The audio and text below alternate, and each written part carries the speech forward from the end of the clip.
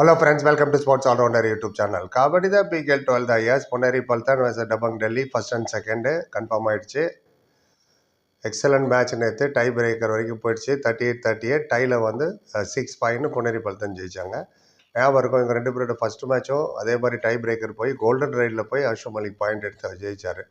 So ரெண்டுமே equally good team, ரெண்டு பேருமே 24 பாயிண்ட். அதனால் 1 and 2 பாயிண்ட் டிஃபரன்ஸ் தான் பிரிக்குது. வெரி குட் டீம், ரெண்டு பேரும் குவாலிஃபைடு. கியூ போட்டாச்சு ரெண்டு பேருக்கு மேலே. ரைட், மேட்ச்சில் என்ன ஆச்சுன்னு பார்த்துருவோம். அஷ்ரப் மலிக் ரெஸ்ட் பண்ணாங்க. புனேரி பல்தன் வந்து இது 25வது ஆல் அவுட்டுங்க இந்த சீசனு. அவங்க இந்த நேற்று ஆல் அவுட் பண்ணாங்களே, இந்த மாதிரி யாரும் பண்ணதே இல்லை, ரெக்கார்டு நினைக்கிறேன். அது ஒரே சீசனில் 25 வாட்டி ஆல் அவுட் பண்ணியிருக்காங்க ஆப்போனண்ட்டை. அஜிங்கே பவார் ஒரு சூப்பர் ரைட் எடுத்தார். ஸ்டார்டிங்கில் 2 பாயிண்ட் கிடச்சிது.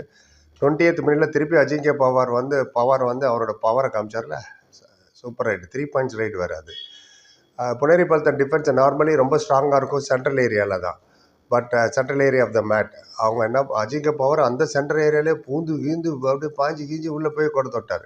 20-20 ஆச்சு அப்போ score. And actually Dabang Delhi 7 point பிஹைண்டில் இருந்தாங்க. ஃபஸ்ட்டு 10 நிமிஷத்தில் ஸ்கோர் 14-7, பல்தன் 14, டபங் டெல்லி 7. 7 பாயிண்ட் பிஹைண்ட்லேருந்து 1 பாயிண்ட் லீடு வந்துட்டாங்க ஆஃப் டைமில். 20-21 ஆச்சு. இதுதான் சாம்பியன் டீம்லாம் அப்படி தான் விளையாடுவாங்க. 23வது நிமிஷத்தில் வந்து 2 பல்தன் பிளேயர் தான் இருந்தாங்க. அஜிங்கே பவர் போனார், போய் ஒருத்தர் அவுட் பண்ணார். ஆனால் அந்த இடத்துல அபினேஷ் நட்ராஜன் அப்படியே பார்த்துட்டே இருந்தார்.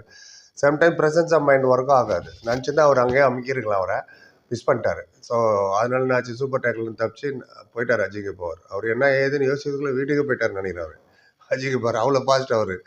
அதே மாதிரி இந்த மேட்ச் எந்த அளவுக்கு இன்ட்ரெஸ்டிங்னா, first two or tie situation 23வது நிமிஷம் தான் வந்தது.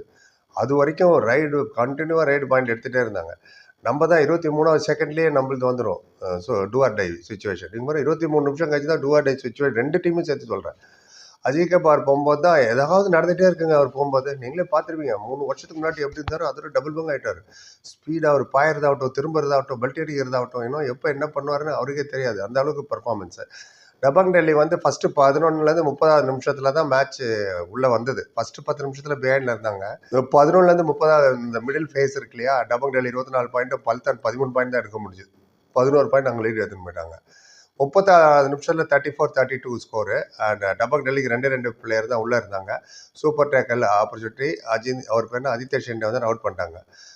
நவீன், சௌரவ் நந்தன் இன்னொருத்தர் தான் டேக்கல் பண்ணாங்க. 36-32 4 பாயிண்ட் லீடாக போயிடுச்சு. அப்புறம் கடைசி 22 செகண்ட் இருக்கும்போது நீரஜ் போய் 1 பாயிண்ட் எடுத்துகிட்டு வந்தார், போனஸ் எடுத்துகிட்டு வந்தார்னு நினைக்கிறேன். டை ஆச்சு 38-38. இந்த டை பண்ணதே பெரிய விஷயம். டபங் டெல்லினா 7 பாயிண்ட் பின்னாடி இருந்து இந்த மாதிரி நம்பர் 1 டிஃபெண்டிங் டீம்னா புனேரி பல்தன் தான் இந்த சீசன். அவங்ககிட்ட இவ்வளோ வந்து அதுவும் அஷ்ரப் மலிக்லாம் பெர்ஃபார்ம் பண்ணிட்டாங்கன்னா பிரமாதம். அண்ட் அஜிங்கே பவர் 10 பாயிண்ட் எடுத்துட்டார்ல. ரைடு பார்த்தீங்கன்னா பன்னேரிக்கு 22, டெல்லிக்கு 18. டேக்கிளில் தான் டெல்லி நல்லா விளையாண்டாங்க 13. அண்ட் புனேரி பல்தன் 9. 2 பேருக்கு ஆளுக்கு 2 ஆல் அவுட்டு. 2 பேருக்கும் 3 எக்ஸ்ட்ரா பாயிண்ட் கிடச்சிது. டேக்கிளில் இவங்க 13 பாயிண்ட் எடுத்தாங்க டெல்லி. புனேரி பல்தன் 9 தான் சொன்னேன் இல்லையா. அதை ஒருத்தர் கேள்வி கேட்டு வாங்கி கட்டிட்டார் ப்ரெஸ் கான்ஃபரன்ஸில். என்ன சொன்னார்னு அப்புறம் சொல்கிறேன் நான் ப்ரெஸ் கான்ஃபரன்ஸில் என்ன சொன்னார்னு. ஏகப்பட்ட கோச்சுக்காரன் நேற்று.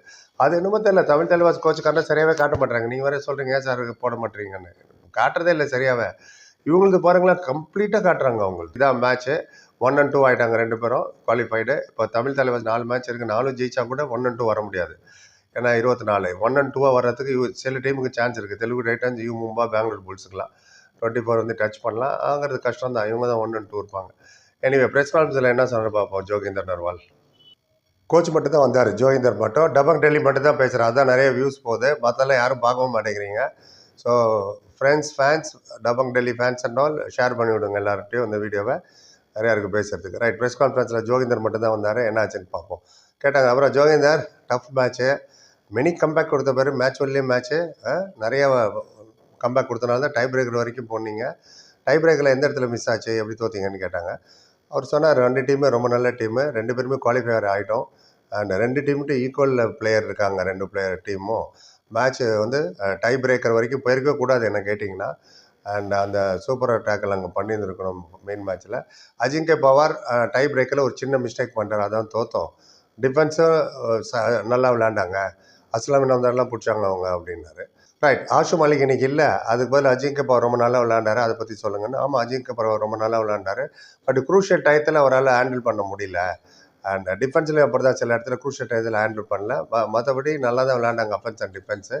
குரூஷியல் டயத்தில் மேட் மிஸ்டேக் அப்படின்னாரு. அப்புறம் தான் இன்னொருத்தர் கேட்டார், வித்தவுட் ஆஷு மாலிக் எல்லாமே ஜபர்தஸ்த் பர்ஃபார்மன்ஸ் உங்களுக்கு ரொம்ப நல்லா இருக்கு. அண்ட் ஆஷு மாலிக் இருந்தது அந்த மேட்ச் ஜெயிச்சிருப்பீங்களான்னாரு. அவர் கேட்டார், கரெக்டான மூக்க இருக்கிற மாதிரி ஒரு பதில் சொன்னார். நோ நோ நோ நோ அப்படிலாம் ஒன்றும் கிடையாது. கிஸ்கோ பார்த்தா ஆஷு பார்த்தா அவர் பாயிண்ட்ஸ் ஆர் ஜாத்தே அப்படின்னாரு. யாருக்கு தெரியும், ஆஷு மாலிக் தான் இதோட ஜாஸ்தி பாயிண்டில் கூட நாங்கள் தோற்றுருக்கலாம். இது kabaddi, you can't say any thing. ஒரு பிளேயரால் தான் டோர்னமெண்ட் நடக்குது, மேட்ச் நடக்குதுன்னு. கபடி என்ன வேணால் நடக்கும். அண்ட் ஆஷு வந்து கெட்டிங் ரெடி, ஏன்னா பிளே ஆஃபில் வேறு வருது, குவாலிஃபை ஆகிட்டோம். எப்போ என் மைண்டு சொல்லுதோ அப்போ அவர் விளையாட வைப்பேன். அண்டு ஆஷு மாலிக் எல்லாமே லாஸ்ட் 2-3 மேட்ச் தான் ஜெயிச்சாங்களே, கவனிக்கல நீ அந்த மாதிரி கேட்டார் அவர்.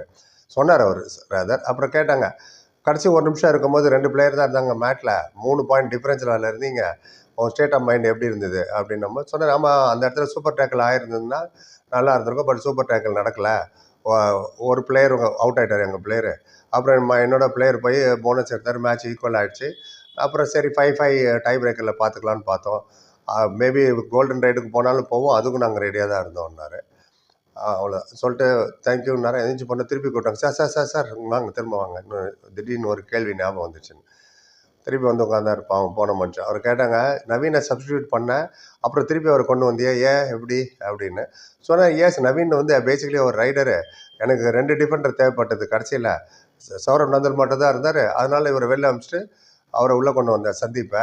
அப்புறம் வந்து லாஸ்ட் ரைட் எடுக்கும்போது திருப்பி நான் நவீனை உள்ளே அமிச்சேன். இது பார்ட் ஆஃப் த கேம், என் மைண்டு சொல்லிடுச்சு, சூப்பர் டேக்கில் ஜெயிச்சா நம்ம எடுத்திருந்தா நம்ம ஜெயிச்சிருந்துருப்போம்னு. It didn't happen, but no problem. அதனால தான் நவீனை உள்ளே கொண்டு வந்து அவர் போய் ரைடு எடுத்தாருனாரு. அப்புறம் கடைசியாக ஒருத்தர் கேட்டார், நல்லா டோஸ் விட்டார் கோச் அவர். ஆமாம் கேட்டார், உங்கள் டிஃபென்ஸ் இன்றைக்கி சரியாக விளையாடலையா, அதை பற்றி சொல்லுங்கன்னு. கோமாயிட்டார் பயங்கரமாக. ஆமாம், என் டிஃபென்ஸ் விளையாடுன்னு யார் சொன்ன உனக்குன்னு. யார் சொன்ன உனக்கு எங்கள் டிஃபென்ஸ் சரியாக இல்லைன்னு. சுர்ஜித்துன்னு அவர் வாயை கூட திறக்கல, சுர்ஜித்துன்னு சொல்ல வந்தார்.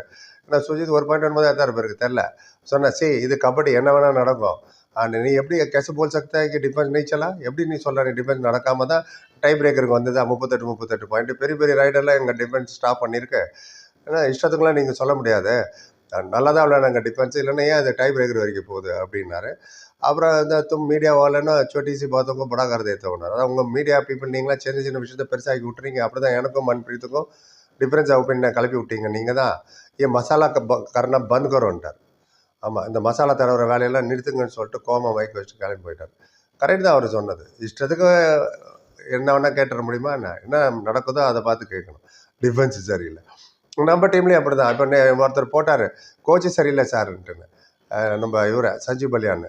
அதனால தான் நம்ம தோக்குறோன்னு. இப்போ நான் எக்ஸாமில் நான் ஃபெயில் ஆகிறேன்னு வச்சுங்களேன், எங்கள் அப்பா என்ன ஒதுப்பாரா இல்லை போய் டீச்சரை மாற்றுவாரா சொல்லுங்க பார்ப்போம். நான் சரியாக படிக்கல, ஃபெயில் ஆகிட்டேன். அதானே, நீங்கள் சரியாக விளையாடல, போய் கோச்சை சொல்லுங்க. இந்த கோச்சு தான் ஜெய்ப்பூர் பிங் பார்த்து கப்பு ஜெயிச்சவர்.